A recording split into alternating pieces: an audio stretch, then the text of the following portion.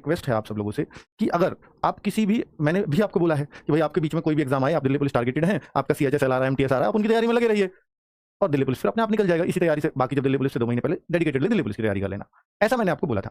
मैं आज भी वही बोल रहा हूं, लेकिन मैं एक बात और ऐड ऑन करना चाहता हूं कि अगर आप लोगों को जिसकी भी आप तैयारी कर रहे हैं, एमटीएस की कर रहे हो या सीएचएसएल की कर रहे हो या सीजीएल की, अगर आपको ये डाउट लग रहा है कि नहीं मेरा तो इसमें नहीं हो सकता, या मैं सीजीएल में नहीं लग पाऊंगा, या मैं सीएचएसएल में नहीं लग पाऊंगा, तो आप बहुत ज्यादा दूर नहीं है, आप दिल्ली पुलिस टारगेटेड ही पढ़िए। अब आप किसी और पर ध्यान मत दे दीजिए। अब समय आ चुका है कि आपको अगर कहीं भी डाउट लग रहा है कि भाई मैं वहां रह जाऊंगा, यहाँ रह जाऊंगा, क्योंकि इस भर्ती में ना बहुत इच्छुक तो रहते हैं लोग, जॉब भी बहुत शानदार है चाहे लड़का हो या लड़की, लेकिन साथ में ये बात अच्छी है कि जैसे सीजीएल या सीएचएसएल के लिए वो सब बच्चे फॉर्म भरते हैं, चाहे किसी की हाइट नहीं है, चाहे किसी की चेस्ट नहीं है, चाहे कोई मेडिकल अनफिट है, चाहे कोई फिजिकल अनफिट है। यहाँ पर फिजिकली फिट होना चाहिए, 170 सेंटीमीटर हाइट होना चाहिए अगर लड़का है तो, ये सारी कंडीशन रियल बना हुआ होना चाहिए। तो कितनी सारी चीजें तो आधे से आधे बच्चे को कर देती है, यानी चौथाई कंपटीशन तो ऐसे ही कम हो जाता है फिजिकल, मेडिकल और ये ड्राइविंग लाइसेंस की वजह से।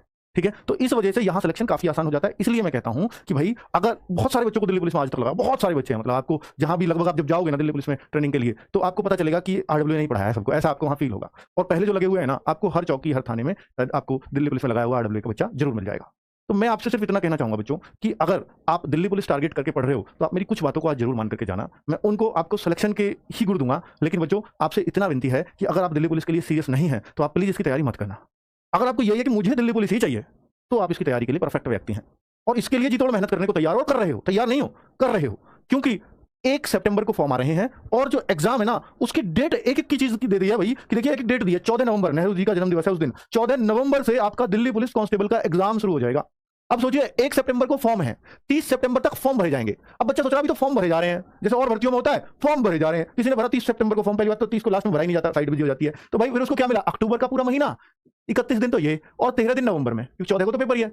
और बस उसका मतलब एक ऐसा दुर्भाग्यवश उसका 14 को ही पेपर पड़ गया, तो उसको क्या मिला, 44 दिन उसको एग्जाम की तैयारी के लिए मिले। जो कितना भी होशियार बच्चा हो, 44 दिन नाकाफी है दिल्ली पुलिस के लिए तैयारी करने के लिए। तो मैं आपसे कहता हूं कि अभी भी बहुत अच्छा टाइम है, अगर आप में थोड़ा सा भी करंट होगा तो ही आप ले पाओगे दिल्ली पुलिस। जब मैंने बोला था परिणाम बैच आपको दिया था, तब से अगर आप लगे हुए हो दिल्ली पुलिस में, तब से तैयारी में लगे हो, अगर आप फ्रेशर हो तो निकाल लोगे, क्योंकि फ्रेशर ने भी इतना लेवल तो बना लिया होगा कि भाई हाँ हमें कुछ चीजें आने लगी हैं, सिलेबस हमें पता चल गया है, चैप्टर्स क्या पढ़ना है और चीजें हमें समझ आ रही हैं, हमें कंपटीशन का इस तरीके से आगे बढ़ना है, तो फ्रेशर ने भी इतना लेवल जरूर बना लिया होगा। लेकिन अभी भी जो फ्रेशर शामिल होंगे, कुछ तो कितना भी कहने के बावजूद 1 सितंबर से फॉर्म भर के ही शामिल होंगे, और भाई उनका कुछ नहीं हो सकता, मैं गारंटी से कह रहा हूं।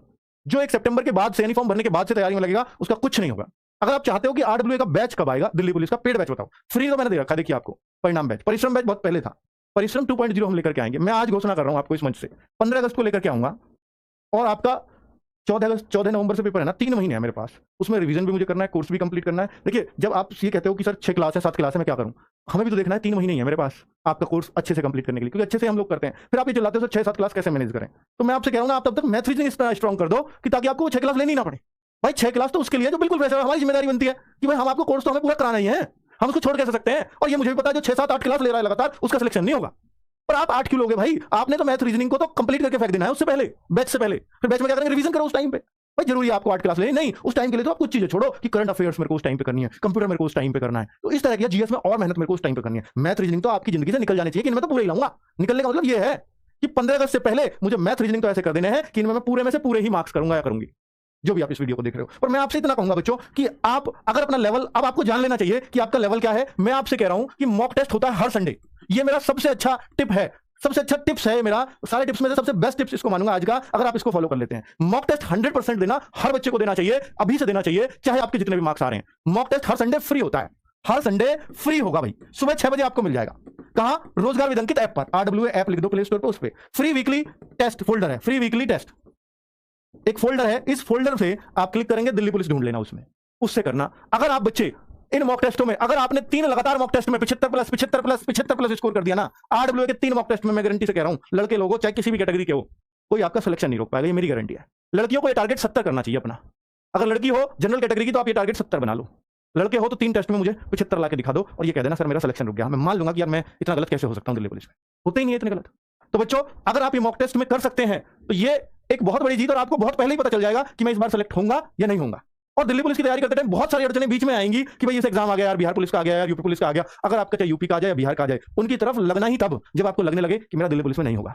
और अगर आप दिल्ली पुलिस के लिए जीए मरे हो, यार दिल्ली पुलिस का वेट किया, 4 साल में एक बार वैकेंसी आ रही है लगातार पिछले कई सालों से, 4 साल में एक बार, तो आप ये समझ लीजिए आपको अपनी तैयारी के दौरान सिर्फ एक ही मौका मिल पा रहा है दिल्ली पुलिस में, सिर्फ एक मौका। ओबीसी SC ST से तो 2 मौके मिल जाते हैं, तो यार एक मौका और उसको भी मैं हाथ से जाने दूं तो दिल्ली पुलिस का सपना तो बेकार है फिर आपका। मतलब दिल्ली पुलिस फिर आपके लिए बनी ही नहीं है यार। ये जो एक मौका मिला है, आप बहुत लकी हो कि ये आपको मिला है। पहले तो सिर्फ 18 से 21 साल जनरल की एज होती थी, 18 से 21 पलक झपकते बच्चा ओवर एज हो रहा था। 4 साल में वैकेंसी आ रही है, एक बच्चा इस बार 17 साल का, अगली बार 22 साल का हो गया। जब वैकेंसी आई तो उसको तो एक भी वैकेंसी देखने को नहीं मिली, एक भी। बहुत सारे बच्चे वंचित रह जाते थे जनरल में। मौका मिल रहा है आपको, अगर दिल्ली पुलिस चाहिए तो जान लगा दो। मॉक टेस्ट हर संडे दे लेना। सर मेरे मॉक टेस्ट में बहुत सारे बच्चे कहेंगे सर मेरा अभी मैथ्स पूरा नहीं है, क्या मुझे देना चाहिए, या मेरी अभी जीएस पूरी नहीं है, क्या मेरे को देना चाहिए? मैं कहता हूं देना चाहिए। आप देखो तो सही कि एग्जाम में क्या आता है, कैसे क्वेश्चंस आते हैं, तभी तो आप पढ़ाई का लेवल भी अपना बेहतर कर पाओगे। अच्छा मॉक टेस्ट में ऐसे क्वेश्चंस आते हैं तो मुझे पढ़ाई भी इस तरह से करनी चाहिए, तभी मेरे वो क्वेश्चन सही होंगे। तो ये बहुत आपको बेहतर बनाता है। आगे मैं इसके सेक्शनल मॉक टेस्ट भी शुरू करूंगा। जैसे 50 की जीएस, एक जीएस का मॉक टेस्ट दे दिया 15 मिनट का, और रीजनिंग 25 क्वेश्चन की एक रीजनिंग का मॉक टेस्ट दे दिया 20 मिनट का या 25 मिनट का। मैथ्स के 15 क्वेश्चन तो 15 क्वेश्चन का सेक्शनल मॉक टेस्ट दे दिया। ये मैं शुरू कर दूंगा। आप समझ लीजिए 1 सितंबर से तो सिर्फ आपको प्रैक्टिस ही करनी है। बैच तो उन लोगों के लिए लेकर के आ रहा हूं जिनका सिलेक्शन नहीं होना। अगर कोई उस बैच पर डिपेंड है जो 15 अगस्त से आएगा, सिर्फ बैच पर डिपेंड है। देखिए परचेज वो भी करते हैं जिनका सिलेक्शन होता है, पर वो चीज देखते हैं उनमें जो उनके काम की है, जो चीजें छुटी हुई हैं। लेकिन अगर आप सिर्फ ये सोच के बैठे मैं तो फ्रेशर हूं, नया बैच आएगा, तैयारी तब करूंगा, तो मैं गारंटी से कह रहा हूं आप उस बैच को सिर्फ फेल होने के लिए ले रहे हैं, पास होने के लिए नहीं। किसी का भी अगर आप उस टाइम पर 2.5 महीने पहले बैच ले रहे हो तो। अब मैं ये सच्चाई बोलता हूं, इससे मुझे पता है मेरा बैच बहुत कम बिकेगा इस बात से। परिणाम, अरे भाई अगर मुझे बैच बिकने की ही चिंता होती तो मैं परिणाम बैच आपको फ्री में देता, मैं यहीं पे पेड़ लेके करोड़ों नहीं कमा लेता। मुझे भी पता है यार इसमें मैं कुछ भी ना करके 50,000 बैच तो निकाल ही दूंगा, कितना भी कम बिके तब भी 50,000 जाएगा। तो यार ये मेरा और आपके बीच का कनेक्शन है कि मैं आपसे सच बोलने का ही मन करता है। मैं आपसे कभी कोई बनावटी और फेक बातें करना भी नहीं चाहता। जो चीजें हैं एक्सपीरियंस है, दिल्ली पुलिस का बहुत लंबा एक्सपीरियंस रहा है बच्चों को पढ़ाने का, लगाने का, ऑफलाइन हो या ऑनलाइन हो। अब आप पे डिपेंड करता है आप इन बातों को कितना मानते हो। मैं बहुत सीरियस हूं आपको लगाने के प्रति, आप अपने लगने के प्रति कितना सीरियस है वो आप ही जानते हैं।